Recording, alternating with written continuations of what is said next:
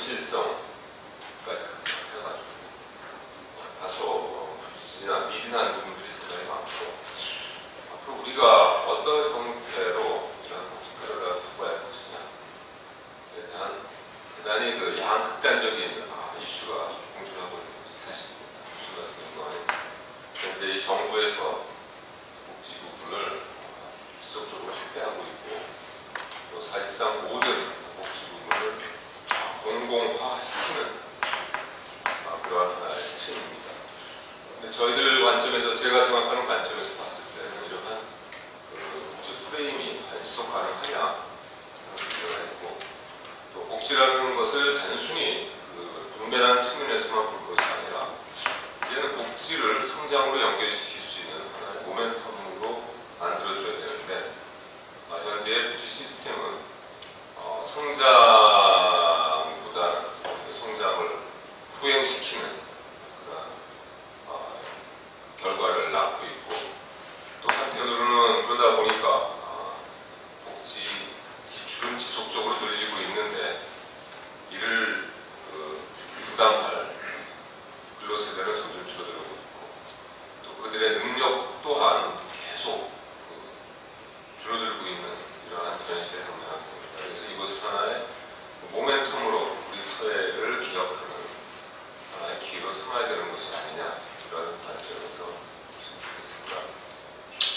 그래서 오늘 말씀드릴 내용은 우리 사회를 좀 면밀하게 보고, 앞으로 우리가 어떤 사회에 도전할 것인가를 좀 보고, 거기에 맞는 시스템이 어떻게 개혁되어야 되는가를 좀 말씀드리도록 하겠습니다.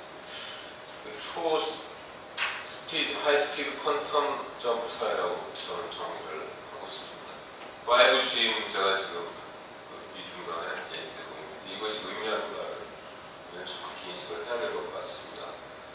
모든 것이 대단히 급격한 경쟁 사회고, 그리고 일단 변화가 시작이 되면 그것을 뒤집을 수 없는 그런 시스템. 퀀텀 점프의 문제는 다단계 점프죠. 지금까지는 이러한 변화들은 상당히 단계를 거쳐서 성장, 모든 일들이 진행이 되어가는데, 우리 사회는 한 단계가 아니라 두세 단계씩 바로바로 뛰어서 업그레이드하는 그런 사회입니다. 이러한 사회에서 이러한 디지털이 아날로그 타입의 복지 시스템이 많이 뭐가 있겠느냐 말씀드리고 싶고, 그 다음에 현재 그 방향은 무엇이 되어야 될 것이냐 말씀을 드리면, 현재 정부는 지속적으로 현금 살포를 하고 있죠. 현금 중독 현상에 있는데, 이 현금 중독 현상을 서비스 중심으로 변화시켜야 될 것이고, 그 다음에 단순히 이제 그동안의 관점은 성장, 양적인 거죠. 양적인 것만을 이야기를 해봤는데, 이제는 번영이라는 새로운 개념을 적용을 해서 복지제도가 번영의 기반이 되는 수단이 되도록 해줘야 될 거다. 이것이 저는 하는 생각입니다. 글로벌 5G의 일반화가 될 거고요. 그 다음에 ICT에서 ICT 데이터, AI, 로봇, 쉐어링 이코노미, 이러한 것들이 지금 우리 사회를 급격하게 변화시키고 있습니다. 아마 조만간 아무리 심각한 저항이 있을 수 있겠습니다만, 그러나 이는 어차피 우리가 받아들여야 할 과제라고 보고요. 또 하나는 이제 퀀텀 점프의 문제인데, 지금까지는 비즈니스를 하면 항상 매장을 틀어놓고, 그 다음에 매장을 틀어놓고 인터넷 판매라든지 이러한 절차를 항상 거쳤죠. 이제는 매장 없는 그러한 대규모 대규모 기업들이 생기고 있고, 핀테크 같은 경우에 있어서도 과거에는 은행을 거쳐야 됐지만, 이제 은행은 전혀 가지 않아도 되는 그런 사회. 자율주행차 같은 경우에 있어서는 차를 운전을 하게 되면 반드시 기사가 있어야 되는데, 이제 기사가 필요 없는 그런 사회입니다. 굉장히 큰 변화를 야기할 것이고, 그 다음에 이에 관련된 기존의 근로자들은 사실은 더 이상 이 분야에서 할 일이 없어지는 그런 상태입니다. 문제는 새로운 이러한 비즈니스들이 만들어지는데, 역시 마찬가지로 이러한 비즈니스를 담당할 인력이, 기술이 절대적으로 부족한 것이 우리의 현실입니다. 결과는 모두 다 수입을 해야 되는 그런 상태고, 현재는 우리가 수출 주도국이라고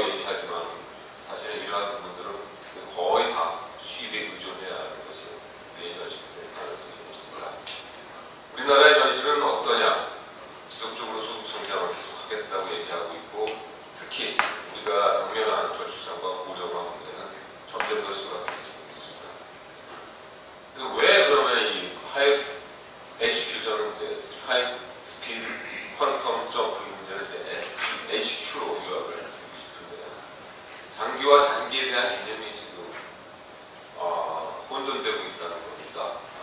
흔히 우리는 이 두 가지 문제를 많이 분리된 것으로 생각을 하고 있습니다. 현재 정부도 현재는 어렵지만 장기에서는 우리가 물리적 발전하겠다고 얘기하고 있지만 사실은 그건 전혀 현실에 맞지 않는 이야기라고 봅니다. 왜 그러냐면은 이제 이러한 그 HQ 소사이티에서는 단기마다 성공하지 않으면 장기는 존재하지 않습니다. 퀀텀 점프가 일어나기 때문에 그 퀀텀 점프를 하지 않으면 결국 그냥 주저앉는 그러한 경제, 그러한 사회가 된다는 것을 말씀드릴 수 있고요. 또 하나는 뭐 그러한 예로서 핀란드의 노키아하고 베네수엘라하고 노키아가 다시 살아날 수 없을 거고 없어졌으니까 해체됐습니다. 베네수엘라가 과거에 번영을 되찾지 못할 거다 이렇게 생각을 합니다. 그래서 우리에는 지금 현실을 최선을 다해서 접근하지 않으면 안 된다는 것이고, 그거 역시 사회복지 부문에서도 사회부장부에서 마찬가지일 거다 이렇게 말씀드릴 수 있겠습니다. 복지의 개념은 흔히 이제 빈곤층을 위한 제도다 이렇게 얘기를 하고 있는데, 보편적 복지의 개념은 빈곤층을 위한 제도가 아니죠. 이것은 복지 제도가 아닙니다. 저는 이것은 사회정책 혹은 사회발전 정책으로 보고 있습니다. 그리고 의료라든지 교육이라든지 혹은 주거라든지 이러한 그 정책들을 정부가 제공하고 있지만 사실은 그러한 정부가 제공하는 서비스에 대해서 거의 수요자들은 만족하지 못하고 있는 거죠. 따라서 이제는 그러한 그 복지 서비스들을 단순히 양적으로 물적으로 제공하는 데 그쳐서는 안 되고, 그들에게 정말 최고의 서비스를 제공할 수 있는 시스템을 정부가 만들어야 되는 것이고, 이는 어떻게 보면 거꾸로 정부가 더 혁신적이지 않으면 우리 사회는 지속 가능하지 않다 이렇게 말씀드릴 수밖에 없습니다. 왜 그런 거 하니 이러한 서비스에 만족하지 않은 국민들, 수요자들은 이제는 국가를 선택하기 때문에 그렇습니다. 해외 이민을 간다는 얘기죠. 청년들이 해외에 취업을 한다는 얘기입니다. 그들은 절대 다시 돌아오지 않겠습니다. 그래서 이들을 국내에 묻고 정부가 제대로 된 서비스를 제공을 하고, 이러한 서비스가 사회 발전에 기여하고 오히려 민간 부분은 이러한 정부의 기반에 바탕을 해서 자기의 사업을 펼치는, 지금까지 완전히 역전되는 그러한 경제 복지 모델을 만들지 않나 이렇게 말씀드릴 수 있겠습니다. 그래서 이러한 그 역할을 하기 위해서는 결과적으로는 우리가 공급자적, 단순히 정부에 맡길 것이 아니라 그런 다원주의, 정부, 민간, 기업, 사회단체를 공급 체계를 형성하는 것이 필요하고, 더 나아가서는 현재 우리 사회의 문제들, 빈곤층의 문제, 저는 빈곤층은 아니라고 생각을 합니다. 이 사람들은 바보된 left behind라고 저는 말씀드렸습니다. 이들이 게으른 것도 아니고 교육을 못 받은 것도 아니고 또 본래 어디에 건강에 문제 있는 것도 아니고 열심히 했습니다. 열심히 공부했고 열심히 일했습니다. 그런데도 어려운 거거든요. 다른 사람들은 다 잘 나가는데 상대적으로 왜 그러느냐 하는 문제를 우리가 해줘야 된다고 봅니다. 중산층에 몰락이죠. 이유는 몰락입니다. 그런데 이러한 중산층의 특성을 우리가 좀 더 봐야 되는 것은 이들에게 아직도 꿈이 있다는 거죠. 자기 자식들이 자기보다 잘 살 수 있고 아직까지도 그래도 내가 노력을 하면 옛날처럼 돌아올 수 있다는 꿈이 있는 사람들입니다. 그래서 이들을 빨리 자기 자리로 올려놓는 것, 이것도 하나의 우리가 담당해야 할 복지 시스템이라고 보고 있습니다. 자본주의의 문제인데 현재 자본주의가 많은 비판을 받고 있습니다. 될 것이라고 보고요. 이제 우리 사회가 가장 무시하고 있는 개인들의 사유재산권 문제라든지 자본 축적에 관련된 이슈들, 그리고 사회적 인프라들, 이런 부분들을 우리는 새로 재창출해야 되는 것이 필요하다고 보고요. 4차 산업혁명은 기본의 산업자본과 결합시키고, 복지개혁은 말씀드렸듯이 단순한 웰페어 프로그램이 아니라 사회 발전 프로그램의 형태의 서비스를 제공하는 복지개혁이 필요하다, 이렇게 보고 있습니다. 그래서 이 세 가지가 같이 복합된 소셜 엔지니어링이 필요하다고 보고 있습니다. 그런데 문제는 정책 개발에 있어서도 정부 주도의 단면적 그런 정책 개발, 원디멘전이죠. 쉽게 말씀드리면 원디멘전의 정책 개발로서는 이 세 가지 문제를 종합할 수가 없고요. 두 번째는 국민들의 문화혁명이 필요합니다. 우리는 아직도 산업공상 사회에 그대로 살아야 하는 거죠. 대통령이 그 다음에 인간 기업들을 하인 부리듯 자기 마음대로 기업들을 하고 있는 것이 현실입니다. 이 사회는 거꾸로 이제 상공농사 사회로 바뀌지 않으면 안 된다 하는 생각입니다. 또 더 나아가서는 정책 개발을 할 수 있는 싱크탱크, 우리가 그런 역할을 좀 더 확대하고 큰 시장을 조성하지 않으면 안 되겠다 생각을 하고 있습니다. 포퓰리즘의 문제는 왜 이게 포퓰리즘? 한편으로 생각하면 굉장히 당연한 그러한 이슈 중에 하나입니다. 왜 그런 거 하니? 글로벌 퀀텀 점프 사회에서 기존의 중견 근로자들은 더 이상 할 일이 없습니다. 특히 금융이 그렇습니다. 자동차, 조선, 철강들이 그렇습니다. 현재 우리 사회에서 가장 보이스가 큰, 또 한편으로는 가장 저항이 큰 그러한 분들입니다. 당연히 포퓰리즘 강할 수밖에 없겠죠, 정부에 대해서. 더 나아가서는 이러한 퀀텀 점프에 대응할 수 있는 교육 시스템도 되어 있지 않기 때문에 젊은이들이 이 사회에서 설 자리가 없다, 이런 얘기입니다.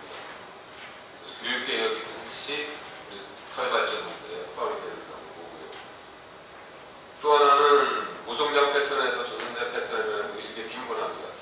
다 좌절하고 있고 혼돈하고 있고 리더십에 대해서는 오직 의구심을 갖고 있다는 거예요. 또 패배주의 심각하고 결국은 이 파지티브 썸 게임이 아니라 뺏어야 산다.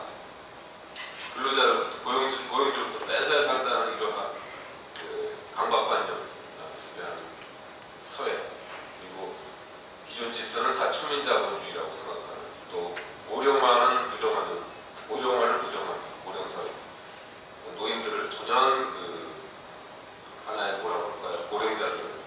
사실은 고령사회라는 의미는 고령자들이 가장 많고 고령자들이 주축이 되는 사회라고 봅니다. 그리고 이들에게 항상 책임을 부여되는데 이들에게는 책임을 부여하지 않고 단순히 부여하는 대상으로 만드는 이러한 사회 분위기도 대단히 심각한 문제라고 보고 있습니다.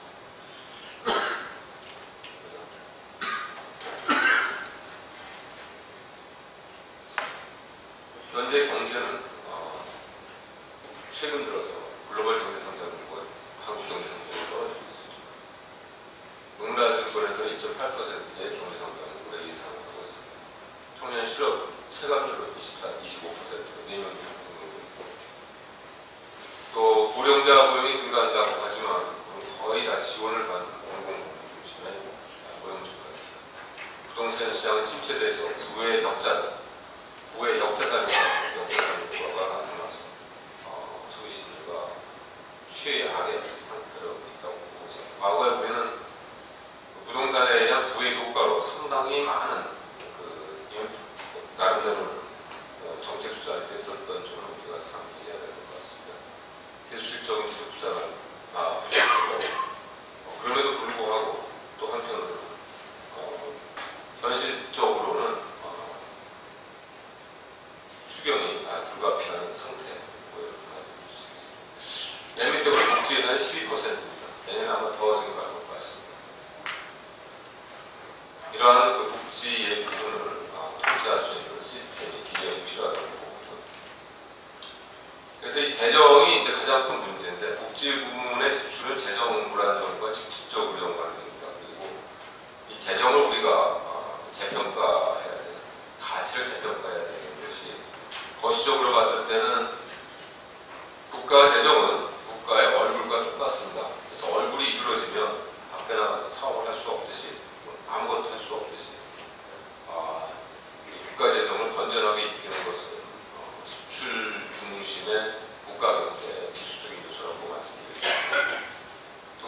이 시적 관점에서는 이러한 그 현재 문제들을 해결할 수 있는 방법이 많은 방법이 있음에도 불구하고 나름대로 그러한 정책보다는 오히려 가장 손쉬운 또 가장 국민들이 좋아하는 방법이 현금을 중심으로 정책을 하고 있다는 것이 문제입니다. 양극화 해소의 지금 정부 정책의 문제는 1차적 재분배, 2차적 재분배인데 과거에는 주로 2차적 재분배, 복지 정책을 중심으로 이 문제를 해결해 왔는데 이번 정부에 들어서는 이것을 1차적 재분배에 정부가 직접 관여를 하고 있다는 거죠. 그래서 최저임금 제도, 최저임금을 15% 이상 인상한다든지 52시간 근로시간을 규제함으로써 실질적인 근로자들의 소득을 줄이는 형태, 결과적으로 줄이는 거죠. 이러한 배분의 정책, 정부가 간섭을 함으로써 문제는 더 큰 2차적 재분배를 해야 되는 상황이 발생되었습니다. 과거에는 2차적 재분배로서 복지정책의 나름대로의 수단이 마무리가 됐는데 이제는 1차적 재분배에 따른 부작용까지도 해결을 해줘야 되는 예를 들어 병주고 약주는 형태의 제도가 계속 도입되고 있습니다. 특히 심각한 것은 실업급여 제도가 또 실업급여 수급자한테 직접적으로 증가하고 있고 이에 따른 정부의 부담이 쉽지 않습니다. 또 다른 게 민간 부문의 사회화입니다. 최근에 국민연금 기금을 통해서 정부가 우리나라 기업들을 거의 일종의 환경, 그다음 노동정책, 그다음 지배구조의 개혁을 위한 수단으로 활용을 하고 있습니다. 실질적으로 저는 이것을 국영화하는 것 같다고 보고 있고요. 또 비영리법원, 비영리 법인병원을 계속 허용을 하지 않고 있죠. 그래서 최근에 주의주 영리병원을 허용을 했는데 이것을 더 이상 이제는 이런 부분에 있어서는 다 정부가 통제를 하겠다는 의미로 보시면 되겠습니다. 사립대학교 규제가 그렇고 자사고의 사립 중이런데 과연 이러한 초 하이스피드 HQ 소사이티에서 과연 민간 부분이 존재하지 않고 정부 부분 주도로 해서 이러한 서비스들이 과연 개혁이 될 수 있을까 하는 문제입니다. 다원화되는 사회에서는 다양화된 공급자가 존재해야 되는데 실제로 다양화를 거의 인정하지 않다는 점을 말씀드릴 수 있겠습니다. 그래서 현재 우리나라 사회보장 제도는 이것이 마치 집권을 위한 하나의 도구로서 활용이 되고 있고 또 현금 중독을 통해서 오히려 거꾸로 우리 사회가 이념화되고 도덕적 해이가 증가하고 있고 민간 복지 없는, 민간의 기능이 없는 공공복지. 그러다 보니까 결국 이제 복지제도 자체가 관료가 되는 거죠. 그리고 국민들은 자립을 위한 노력을 거의 하지 않고 있다는 문제입니다. 그래서 이러한 사회보장 제도를 기존에 단순히 빈곤의 박멸, 이제 이레디케이션이라는 것은 박멸입니다. 그래서 그것이 아마 IMF의 목적 중에 하나인데 이러한 박멸에서 발전 수단으로 활용을 해야 되는 것이 아닌가 생각합니다. 4차 산업혁명에 대해서는 우리 사회에 굉장히 큰 변화를 요구하고 있고요. 또 실제로 부정적인 측면만 말씀드리면 기존의 전통적 노동시장은 아마 붕괴할 수밖에 없을 거다 이렇게 보고 있습니다. 그리고 비정규직이 거꾸로 비정규직이 늘어날 수밖에 없고요. 그러면 노동시장은 정규직이 주류가 아니라 비정규직이 주류 그런 사회로 전환될 것입니다. 로봇실업 같은 경우에 있어서도 미국의 경우에 있어서 15년 내에 노동시장의 38%를 대체할 거다 아주 심각한 보고서들이 나오고 있습니다. 그래서 어떤 형태로 우리 사회보장 시스템을 바꿔야 할 것이냐 정책 방향만 간단히 말씀드리면 우선 사회 변화에 대해서 능동적으로 지금까지 끌려다니는 형태의 복지제도 가지고는 안 된다라는 말씀을 드릴 수 있고요. 중산층 보고는 좀 더 많은 관심을 기울여야 할 것이고 복지 서비스는 사각지대 해소라는 이런 양적 관점이 아니라 질적 개선, 모두가 만족할 수 있는 그러한 서비스가 제공이 되어야 될 거라고 보고 있습니다. 또한 노인시장, 노동시장과 그다음 여성 사회 참여를 적극적으로 끌어내야 될 것이다. 이렇게 보는 겁니다. 이러한 그 서비스는 실질적으로 산업화되지 않으면 불가능합니다. 산업화되야 됩니다. 감히 어떻게 복지 문제를 업자들한테 맡기느냐 이렇게 말씀할 수 있겠는데, 오히려 업자들의 경쟁심 혹은 그들의 능력을 최대한 끌어내기 위해서는 그들에게 시장을 개방을 해야 된다고 보고 있습니다. 그래서 복지도 이제 산업이라고 보고 있고요. 그 다음 정부가 그걸 다 할 수 있느냐? 정부는 못합니다. 정부는 절대 할 수가 없습니다. 그래서 또 돈도 없고요. 관점에서 좀 봤으면 좋겠고, 그 다음에 또한 전체적으로 봤을 때는 소위 이제 많이 얘기하고 있는 포괄적 인클루전, 소셜 인클루전 문제라든지 혹은 기회의 보장이라든지 또 사회 보장이 혁신이 지속적으로 이루어져야 될 것이다, 이렇게 보고 있습니다. 그래서 산업발전을 복지법의 기본이라고 보고, 왜 그러냐면은 이 산업이 발전하지 않는, 그러니까 소위 규제 완화이라고 합니다. 이러한 산업들이 복지에 관련된 서비스의 기반 모든 조건들을 제공할 수밖에 없습니다. 그래서 이러한 산업 다양한 형태의 규제를 완화하고 이들이 만들어내는 물적, 인적 서비스를 복지 부분이 적극적으로 채용을 해야 될 것이다, 이렇게 보고 있습니다.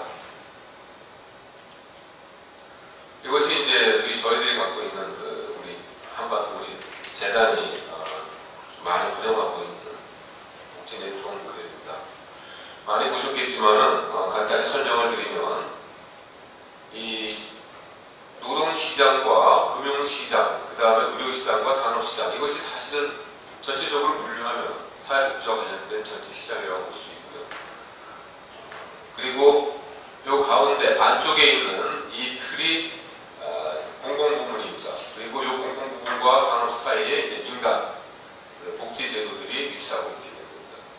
그래서 가능하면 이제 앞으로는 이 민간 부분이 기존의 공공복지 부분을 대체하고 경쟁적이어야 되고 서로 대체할 수 있어야 됩니다. 그리고 한편으로는 보완적이 되는 그러한 시스템을 구축해야 될 것이고, 이 코어 부분, 국제생활 보장 부분에 대한 정부의 지출이라든지 혹은 집중을 높여야 되는 것이 아니냐 생각합니다. 그리고 한편으로 보면 의료시장이나 노동시장이나 금융시장, 산업안전시장을 확대해 주는 것이 결과적으로는 정부에 부과하게 국민들의 복지 수준 혹은 사회 안정에 기여할 수 있다고 보고 있습니다.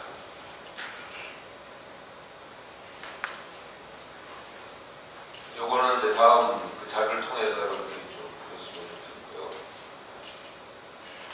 그래서 결과적으로는 다층도 소득 보장 시스템은 기존에 저희들은 일반적인 연금 흑자들은 3층 보장에서 개인, 기업, 공공부문 이렇게 보고 있습니다만, 사실은 고령화 시대, 100세 시대에 있어서는 이와 같이 정년 연장과 고령자의 유연노동 시장이 반드시 제4의 축으로 포함이 돼야 된다는 것이 저의 생각이고, 이러한 생각들은 사실은 이미 1958년도에 스위스에서 다 제안된 내용들이었습니다.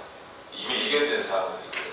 또 여러분들이 선진국에, 유럽이나 미국에 가보시면 노인들이 많은 활동을 하고 있는 그러한 근거도 사실은 이러한 철학에 기초하고 있습니다. 그래서 노인들의 사회 참여가 사실은 좀 더 이어져야 되는 것이 아니냐, 이렇게 생각을 하고 있습니다. 국민연금 기금에 관련된 문제인데, 최근 이제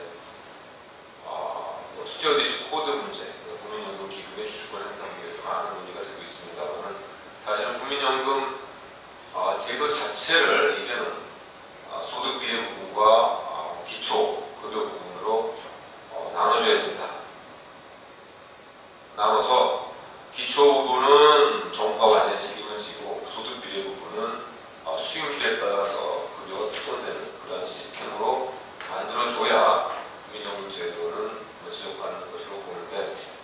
정부는 국민연금 개혁은 완전히 손을 놓고 있는 거죠. 그래서 앞으로 향후 5년 동안은 아마 이에 관련된 논의가 결정적 논의는 진행되지 않을 것으로 보고 있습니다. 근데 문제는 대단히 심각한 것이 예를 들면 평균 수명이 80에서 100세가 되어버리면 60세부터 받게 되는 거거든요.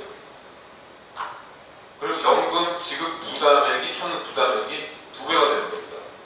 20년을 받아야 되는데 40년을 받는 거거든요. 60세부터 100세까지.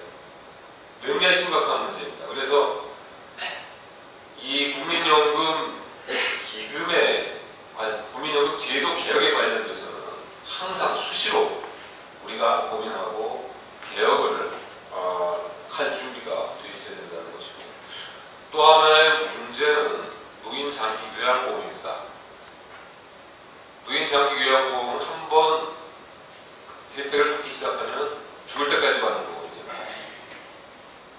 옛날에는 80세까지 다 돌아가서 80세까지 사시니까 80세까지만 장기 노인 요양보험 급여를 주면 되는데, 이제는 100살까지 줘야 되는 거니까 이건 우리가 상상할 수 없는, 국민연금은 그나마 급여 혜택이 2배 정도 되는데 장기 노인 요양보험은 2배가 아니라 3배에서 4배까지 될 수 있는 대단히 심각한 제도라는 점을 말씀드릴 수 있겠습니다. 그래서 이게 문제는 노인들의 가등 능력 혹은 개인의 라이프타임 플래닝을 처음부터 다 다시 해주지 않으면 우리나라의 사회보장 제도는 지속 불가능하다, 이렇게 말씀드릴 수가 있고, 또 하나의 문제는 이 소득 재분배에 관련된 문제입니다.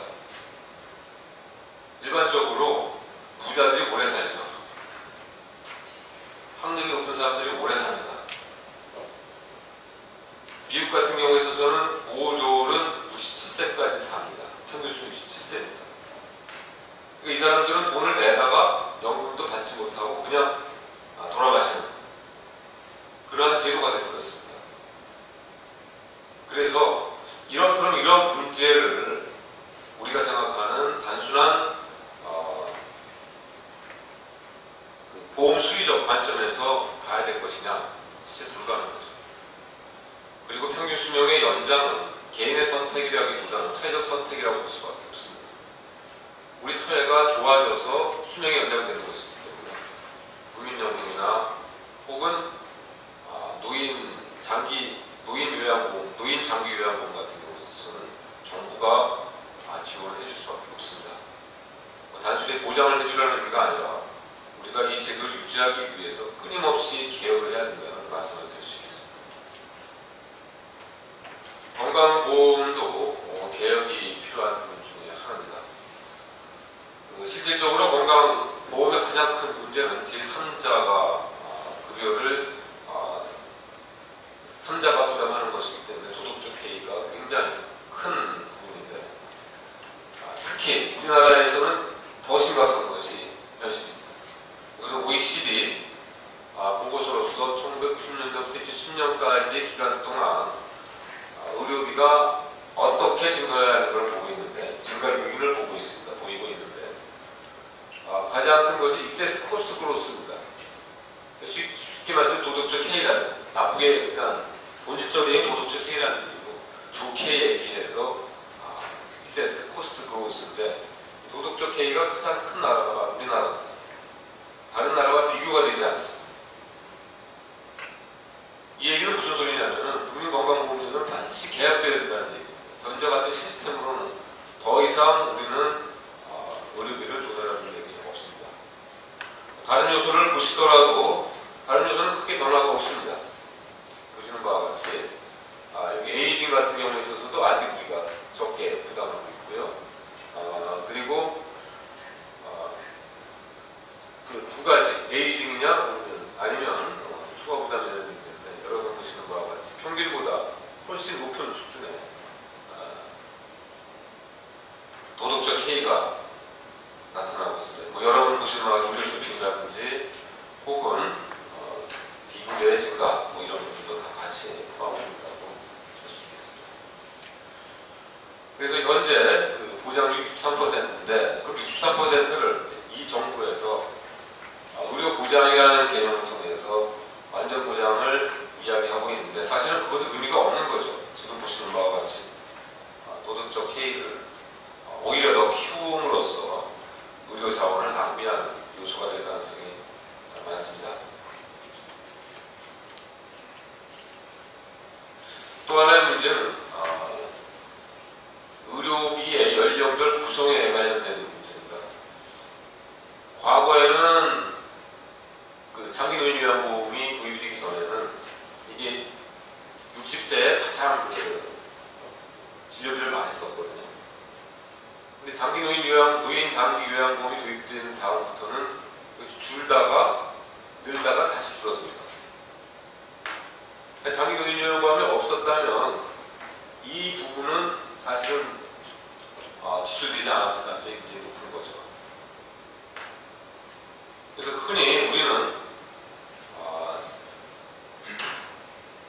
국민건강보험 제도가 굉장히 안정적인 제도라고 보고 있는데, 고령화에 대해서 또 부담할 수 있다고 보고 있는데, 여러분 보시는 바와 같이 이 부분들을 어떻게 우리가, 이 큰 부분을 어떻게 우리가 조달할 수 있을 것이냐에 대한 고민을 다시 할 수밖에 없습니다. 그래서 이 개혁이 필요한 이유 중에 하나는 노인 의료비를 어떻게 조달을 해야 되느냐에 초점이 맞춰야 될 것으로 보고 있습니다. 그래서 정책 방향으로 봤을 때는 일반적인 국민건강보험 제도는 어차피 보험이거든요. 그래서 당사자들이 부담하는, 가입자들이 부담하는 제도로 가야 될 것이고, 또 하나는 건강보험의 지역과 분리 운영입니다.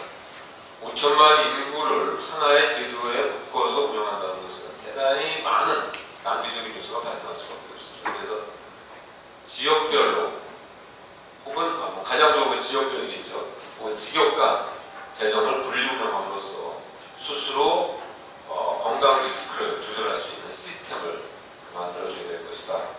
이렇게 생각을 하고 있습니다.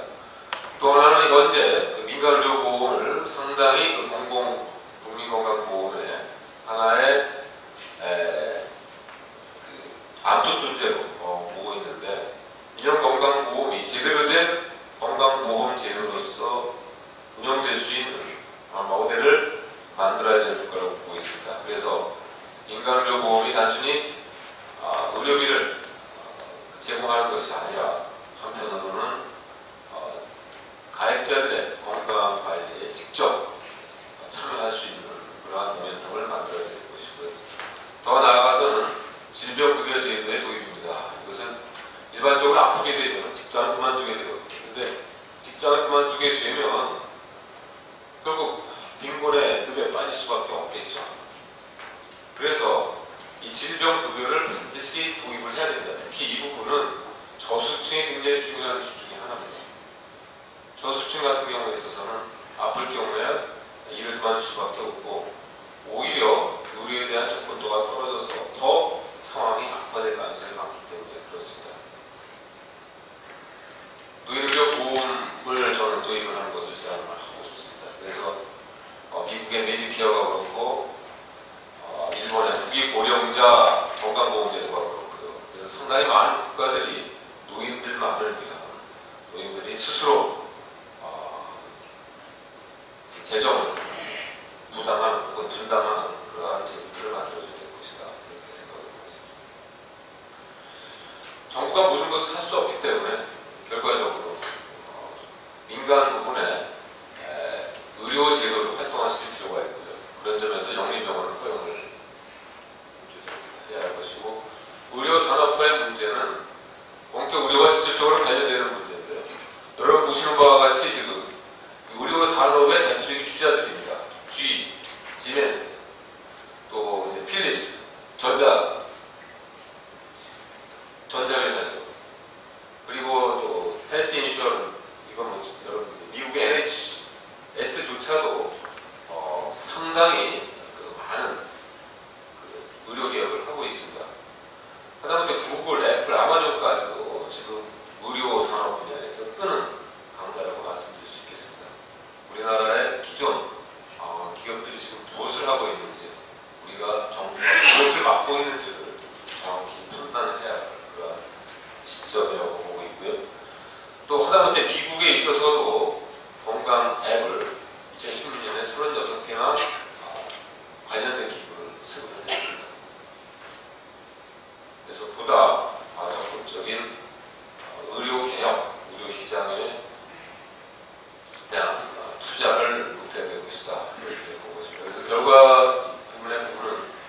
의료보장 시스템을 구축을 해야 된다. 국민 건강보험 하나가 아니라, 이 정부에서 생각하는 하나가 아니라 민영건강보험과 다음 의료급여죠. 저소득층에 대한 의료보장을 강화함으로써 다층 의료 시스템을, 건강보험 시스템을 만들 필요가 있다, 이렇게 말씀드리겠습니다. 고용보험은 사실은 아직까지는 많은 얘기가 되고 있지 않습니다. 왜냐하면 많은 수혜자가 있습니다. 그래서 이러한 형태로 고용보험 역시 지속되는 것은 많은 문제가 있고, 또 하나는 각 기업들이 실직자를 내더라도 그 기업들은 아무런 책임을 지지 않는 것이 현실입니다. 그래서 경험요일제도, 실직자를 많이 내면 거기에 따른 보험료를 인상시킴으로써 실업을 줄이는 다양한 노력들이 필요할 거다, 이렇게 생각을 합니다. 산재 보험 경우에 있어서도 마찬가지입니다. 현재 그 산재 문제는 많이 발생을 하고 있죠. 우리나라는 사실상 산재 사망률이 가장 높은 OECD 국가 중에 하나입니다. 다 산업재해 보상보험의 문제거든요. 그래서 산재 보상 시스템도 함께 같이 고려해야 될 거다, 이렇게 보고 있습니다. 장기요양보험 문제는 말씀드려서 생각을 하도록 하겠습니다. 또 하나는 이제 기업복지의 문제인데요. 사회보장 제도가 들어오면서 과거에는 기업들이 근로자들에 대한 관심이 많았습니다. 평생 직장인 했고요, 한때는. 근데 이제는 기업들은 근로자들을 거의 관리하지 않고 있습니다. 공공복지가 기업복지를 대체하는 그러한 국면에 있다고 봐도 좋을 것 같습니다. 이 부분을 살려야 됩니다. 왜 그러냐면 노사는 일체가 돼야 되고, 그래야 기업이 성장하기 때문에 그렇습니다. 현재와 같이 노사가 발동된 사회에서는 어떤 성장도 기대할 수 없는 것이 아니냐, 이렇게 보고 있습니다. 그래서 정리한 페이지, 저는 반드시 필요하다고 보고요. 더 나아가서는 기업의 단체보험, 기업보험 문제죠. 그래서 현재는 각각 다 개별적으로 보험에 가입을, 수혜에 맞는 보험에 가입하고 있지만, 기업이 주도적으로 민영보험을 도입하고 또 근로자들을 관리하는 시스템이 되어야 될 것이라고 봅니다. 사회단체의 역할입니다. 맨 밑에 보시면 사회활동의 GDP 비중 미국이 7.2%입니다. 국민소득에 기여를 하고 있다는 얘기죠. 그럼 과연 우리나라의 사회단체는 국민소득에 기여하고 있을까? 한계가 있다고 봅니다. 그래서 자발적으로 국민들이 복지 부분에 볼런티어로 참여할 수 있는 환경, 또 거기에 대한 혜택이 주어져야 될 거라고 보고 있습니다. 또 하나는 소셜 임팩트 펀드라는 건데, 사회에 영향력이 있는 기금들을 자본시장에서 형성하는 겁니다. 그래서 그러한 부분에 효과가 있을 때에는 지속적으로 계속 더 투자를 하고, 그것을 산업화시키는, 기업화시키는 그러한 제도들을 우리가 앞으로 고민해줘야 될 것이다. 그러니까 정부가 아니라 이제는 민간의 참여를 끌어들여야 된다. 인간은 돈만 되는 것이 아니라 민간이 스스로 주도적으로 그 서비스를 제공할 수 있는 시스템을 만들어줘야 될 것이라고 보고요. 그래야 현재 우리가 다양화하는 국민들의 복지 요구들을 만족시킬 수 있다, 이렇게 말씀드릴 수 있겠습니다. 대표적인 경우가 이제 청년정책입니다. 청년정책이 지금 금액으로 따지면 공식적인 통계는 안 나옵니다만, 언론에서 100조다, 120조다 이렇게들 말씀들을 하고 있는데, 청년정책이 안 되는 이유가 있습니다. 청년들은 미래를 보는 사람들입니다. 한 수가 아니라 내수를 보는 사람들. 문제는 그 중에 한 군데라도 단절이 생기게 되면 청년들은 더 이상 꼼짝을 할 수가 없습니다. 예를 들면 결혼을 하면 출산을 해야 되고, 보육을 해야 되고, 취업을 해야 되는데, 취업이 있어야 결혼을 할 수 있고 출산하고 보육을 해야 되는데, 이게 지금 다 끊어져 있다는 거죠. 결혼을 하면 출산을 하는데, 출산하면 출산비가 없고, 보육을 해야 되는데 아파트가 없고, 자기들이 원하는 교육을 시킬 학교가 없고, 그 직장은 그렇다고 해서 안정적인 것도 아니고 비정규직이고 당연히 돈을 아무리 써도 되는 게 없죠. 그래서 거꾸로 돌아가죠. 그러니까 결혼을 할 때는 정부 정책은 항상 출산 관점에서 결혼을 봐요. 출산을 할 때는 보육 관점에서 미리 대기하고 있어야 돼요. 그래야 출산을 마음 놓고 해도 자기 자식들을 가르칠 수 있는 좋은 학교, 좋은 환경에 교육이 기다리고 있기 때문에 쉽게 의사결정을 할 수가 없습니다. 그래서 총체적인 이러한 정책, 모델이 복지 정책이 만들어져야 될 거다 이렇게 생각을 하고 있습니다. 성장을 넘어서 번영하는 관점인데요. 결과적으로는 정리를 해서 간단히 말씀드리면 개인적인 선택을 공공이냐 민간이냐 사회단체냐 선택을 할 수 있어야 되는 것이고, 복지는 이제 소품종 대량 생산에서 다 품종 소량 생산으로 가야 됩니다. 만족하지 않는 복지가 아니다. 정부는 뭐 의료 혜택 줬으니까 혹은 집 줬으니까 그것이 복지다라고 이해할 수 있지만 당사자들이 만족하지 않으면 그것은 전부 썬크라고 볼 수밖에 없습니다. 사회안전망의 경제학적 원칙을 좀 정확히 적용을 해야 될 것이고, 노동환경의 변화에 따른 사회적 비용을 억제하는 데 보다 노력을 기울여야 될 것이라고 봅니다. 그래서 중산층을 구성한다든지 가족 시스템을 부활하고 근로자도 이제는 가족이라는 우리 사회의 분위기가 형성이 되어야 될 것이라고 보고요.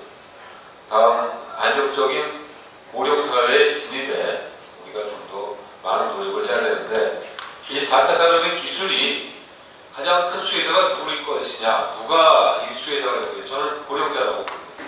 고령자들을 도와주는 로봇, 고령자들을 도와주는 AI, 고령자들이 도와주는 기저귀 로봇. 일본 같은 경우에 있어서는 지금 기저귀 로봇을 정부가 지원금을 주면서 보급을 하고 있습니다. 간병인들이 필요 없습니다. 지금 간병인을 많이 양성하고 있는데요. 로봇이 앞으로 다 해줄 거라고 저는 보고 있습니다. 일본이 그렇습니다. 사회복지는 이제 노동집약형이 아니라 자본집약형이죠. 자본집약형 산업이고요. 그리고 통일 한국에서 우리가 어떤 복지 시스템을 가져야 할 것이냐, 결국 복지도 이제는 점프할 수밖에 없다. 퀀텀 점프를 해야 된다. 이렇게 말씀드릴 수 있겠습니다. 자율적 복지를 해줘야 되고, 더 나아가서는 이제 다음 세대에게 더 이상 부담 주지 말자 하는 것입니다. 우리 세대의 문제는 우리가 스스로 해결했으면 좋겠고, 그러기 위해서는 세제 개혁이 불가피할 것입니다. 그리고 복지 정책의 사회발전 정책화에 대한 개념, 그리고 교육 개혁, 그리고 생애보장 사회보험 시스템, 단순히 단기 보험이 아니라 장기적으로 개인들이 플래닝할 수 있는 사회보장 제도가 만들어야 될 것이라고 보고 있습니다. 현재 우리는 5030 클럽에 있습니다. 5050 클럽으로 가지 않으면 통일 못합니다. 왜 그러냐면 통일이 되면 결국 우리는 5030이나 5020 클럽으로 줄어들 것이기 때문에 그렇습니다. 더 심각한 위기에 당면할 수가 있습니다. 그래서 지금 우리가 5050 클럽으로 도약하지 않으면 우리에게는 장애가 없다. 이렇게 말씀드리겠습니다. 감사합니다. 네, 수고하셨습니다. 수고하셨습니다만 복지제도가 얼마나 복잡한지 오히려 그것을 더 느끼셨을 겁니다. 그리고 그 난백 때문에 네, 방금 소개받은 한림대학교 사회복지학부의 주임입니다. 이렇게 좋은 자리에서 토론을 하게 돼서 대단히 고마운 생각을 합니다. 방금 김원식 교수님께서 발제를 해주셨는데요. 그 발제 양이 거의 책 한 2권 수준입니다. 그래서 뭐 일일이 제가 다 토론을 하기에는 양이 너무 방대하고 해서 좀 핵심적인 내용만 좀 간추려서 제 말씀을 드리도록 하겠습니다. 잘 아신 바와 같이 서구 사회가 1970년대 중반 이후에 이제 석유 파동을 겪으면서 소위 말하는 실업의 문제에 빠지게 되고 80년대에 들어와서 인구 고령화 문제에 직면하게 됩니다. 그리고 결국 사회적 배제에 관한 논의가 또 진행이 되고 고령 사회를 어떻게 효과적으로 극복할 것인가에 대한 제안을 하게 되죠. 그때 이제 복지와 관련돼서 제기된 문제가 현행 복지 시스템을 지속적으로 운영할 수 있게 됩니다. 다시 말해서 이제 복지 시스템의 지속 가능성 문제가 이제 제기가 된다고 볼 수가 있습니다. 이런 와중에 말하기 같은 사회적 배제 문제, 인구 고령화에 따른 여러 가지 사회적인 대책 문제가 해결되지 않은 상태에서 제4차 산업 시대가 도래하게 되는 것이죠. 그러다 보니까 이 사회적 배제 문제를 어떻게 해결할 것인가.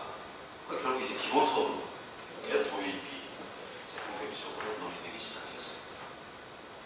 이미 이제 서구사회에서는 빈곤이라는 용어를 쓰지 않습니다. 우리가 일반적으로 사회적 배제라는 용어를 많이 쓰게 되는데, 그럼 이제 우리 한국 사회의 빈곤이라는 문제가 해결되었는가 하는 문제를 우리가 고민하지 않을 수가 없습니다. 우리가 전반적으로 5030 클럽에 진입했다라고 하지만 실제 이제 그 소득의 분포 상태가 서구 사회와 같은 어떤 좀 노멀하다기보다 약간 이제 외적으로 치우친 그런 형태를 보이기 때문에 사실 평균 소득 1인당 GDP 내지는 NI 3만 불이라고 하는 것이 그렇게 큰 의미가 없다. 한편으로 이제 국민 부채가 굉장히 높기 때문에 사실 그 가관 부채와 어떤 소득의 편풍 문제 이제 이런 것들을 고려했을 때 아직도 우리 사회에는 광범위하게 소위 말하는 빈곤 문제가 존재합니다. 그렇게 우리가 파악을 할 수 있을 것 같고요. 그런 의미에서 교육이라든지 고용이라든지 의료라든지 노인 장교양이라든지 이런 부분에 대해서 국가의 역할이 더 필요하다라고 이렇게 볼 수밖에 없을 것 같습니다. 그럼에도 불구하고 이와 같은 그 고용, 교육, 의료, 이와 보건 이런 어떤 집합적 소비 수단이라고 얘기를 하죠. 근데 이제 이런 부분에 대해서 어떤 질적인 발전이 없기 때문에 특히 이제 국가가 지금 양적인 팽창 정책을 썼지 질적인 개선 정책을 별로 쓰지 않았다. 그래서 여전히 우리나라의 이런 사회 서비스의 행태는 1980년대, 90년대 수준을 벗어나지 못하고 있다 이렇게 볼 수가 있습니다. 바로 이제 이와 같은 양적 확대 정책이 불러온 것이 이제 소위 말하는 복지의 파퓰리즘과 관련된 논쟁이 생각이 됩니다. 과연 복지 확대라고 하는 것이 시대적 과제인가, 아니면 파퓰리즘인가에 대한 부분에서 사실 저는 개인적으로 우리 사회에서 이런 사회 서비스를 중심으로 하는 사회보장 제도의 확대는 여전히 필요하다고 생각합니다. 그런데 문제는 이와 같은 사회복지 확대, 이전 사회보장의 개혁이라고 하는 것이 이제 정치적 도구로 이제 전락하는 순간, 오늘 우리 김원식 교수의 발제에서도 이제 지적이 됩니다만, 이제 파퓰리즘적인 성격을 벗어나지 못합니다. 이제 안타까운 것이죠. 그것은 과거 정부에도 그랬고, 이번 정부도 마찬가지다, 이렇게 말씀드릴 수가 있겠습니다. 그런 의미에서 우리 전문가 또 시민사회가 이와 같은 복지개혁에 좀 더 앞장서야 되지 않겠나. 특히 우리 김원식 교수의 발제 내용 중에 ICT와 사회 서비스, 소셜 서비스를 접목해서 그야말로 신산업으로 육성할 필요가 있다. 특히 번영의 가치를 추구할 필요가 있다는 그런 문제제기에 대해서 저는 적극적으로 찬성을 합니다. 특히 이제 우리나라의 이제 블루오션이다. 특히 고용시장에서 사회복지 서비스와 보건 쪽이 이제 측면적 고용 를 이제 경영하는데 중요한 역할을 하고 있는데, 이게 사실 이제 보건 및 사회복지 서비스 영역을 들여다보면 경제 성장의 기여이 굉장히 낮습니다. 다른 나라에 비해서. 그리고 노동 생산성도 굉장히 낮습니다. 결국 이제 노동 시장적인 특성을 가진 그런 특성을 가진 서비스인데다가 어떤 산업으로서의 어떤 질적인 성장을 할 수 없는 그런 구조에 갇혀 있다 보니까 결국에는 아주 좋지 않은 일자리, 그러니까 괜찮은 일자리를 창출하지 못하고 여전히 주변부 산으로 몸을 그런 결과를 낳지 않는다 이렇게 생각합니다. 그리고 이제 제도개혁에 대해서 우리 김원식 교수님께서 전반적으로 다 다뤄주셨는데 몇 가지 좀 말씀을 드리겠습니다. 건강보험 문제인데요. 이제 건강보험에서 의료비 부분이 이제 특히 이제 고령인구를 중심으로 심각한 현상을 보이고 있습니다. 모두 이제 베이비 부머 세대가 이제 은퇴하고 이제 65세 이상 노인 세대로 편입되면서 이제 증가하는 것으로 보입니다. 어떻게 보면 굉장히 자연스러운 현상이죠. 그런데 문제는 아까 우리 김원식 교수님 발제에서도 이제 도덕적 해이 문제를 지적하셨는데 우리나라 국민들의 의료 이용 행태를 보면은 외래라든지 특히 외래 부분 같은 경우에 OECD 국가의 4배를 이용하고 있습니다. 병원 이용. 그러다 보니까 지금 현재 노인 인구가 장애 기준이 14.2%인데요. 65세 이상 고령자가 이 14.2%의 노인 인구 계층이 전체 의료보험, 건강보험 급여비의 40%를 쓰고 있습니다. 그 결국에는 작년에 건강보험 급여비가 60조였거든요. 60조.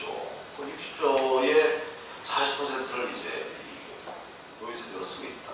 굉장히 이제 빈번한 의료 서비스 운영을 하고 있는 것이죠. 근데 여기 이제 결정적으로 이제 영향을 미치는 것이 이제 의료 서비스 과잉 공급이죠. 우리가 이제 행별수까지 제기 때문에 끊임없이 이제 과잉질을 하게 되는 것이고, 또 하나는 실손보험이 이제 건강보험 재정 악화를 더 부추기는 그런 문제가 있습니다. 그래서 이런 건강보험과 같은 국가 영역과 시장 영역을 어떻게 조화롭게 설정할 것인가, 이것이 굉장히 중요한 문제인데요. 특히 이제 실손보험 가입률이 증가하면서 비급여 항목이 증가되고, 또 비급여 항목이라고 하는 게 전체 이제 의료비의 지출 증가를 가져오고, 그런 과정 속에서 건강보험제도의 보장률을 높이겠다라고 하는 그 시도 자체가 별로 의미가 없어지는 그런 문제가 있습니다. 그래서 건강보험 재정의 안정화를 위해서, 그리고 또 건강보험의 보장률 확대를 위해서 실손보험과 같은 민간 의료보험과 건강보험 간의 어떤 조화를 어떻게 꾀할 것인가. 실손보험 같은 경우에 보면 생보회사의 경우는 지급률이 50%대입니다. 굉장히 많은 이익을 보고 있는 거죠. 손보회사의 경우는 지급률이 한 85% 수준입니다. 그런데 이런 그 실손보험 가입자의 월 평균 보험료가 34만 원. 건강보험료의 3배를 내고 있는 거죠. 이게 이제 소위 말하는 이제 사회제도로서의 사회보험으로서의 건강보험과 민간 민영보험의 어떤 그 부조화가 결국 이런 문제를 가져왔다는 생각이 됩니다. 또 이제 연금 문제 굉장히 중요한 지적을 해주셨는데요. 사실 이제 그 기초연금 파트 지금 이제 기초연금을 주고 있죠. 65세 이상 노인분들한테 소득 하위 70%. 지금 20만 원 주고 있고, 올해 이제 하위 40%에 대해서 30만 원을 주고 있는데, 이제 이 기초연금, 이제 연금, 이게 노령연금이죠.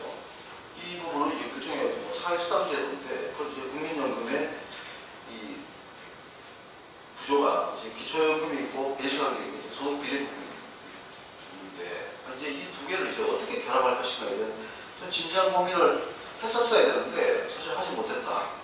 그리고 이 박근혜 정부 초기에도 이제 임시 때문에 굉장히 많은 정치적인 어떤 그런 갈등이 있었습니다만, 저는 김원식 교수님 의견에 전적으로 동의합니다.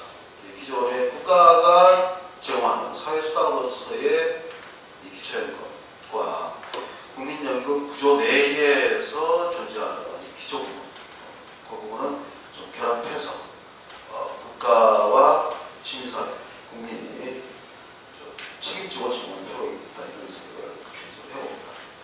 세 번째, 노인 장기요양보험과 관련된 내용인데요. 아시다시피 노인 장기요양보험 제도는 세계에서 3번째로 우리나라가 실시를 하는 굉장히 이제 획기적인 그런 제도로 볼 수 있는데, 이제 일본하고 독일하고 우리가 좀 다 다릅니다. 이게 가장 비교하기 쉬운 게 일본인데요. 일본 개업보험 제도는 40세 이상만 보험료를 납부합니다.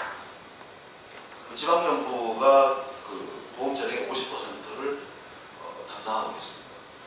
근데 우리는 노인장애보험제도를 도입할 때 이런 연령 제한을 두지 않았어요. 전 국민이 노인장애보험을 부담합니다. 0세부터 지역까지. 그러면서 이제 혜택은 65세 이상만 주는 거죠.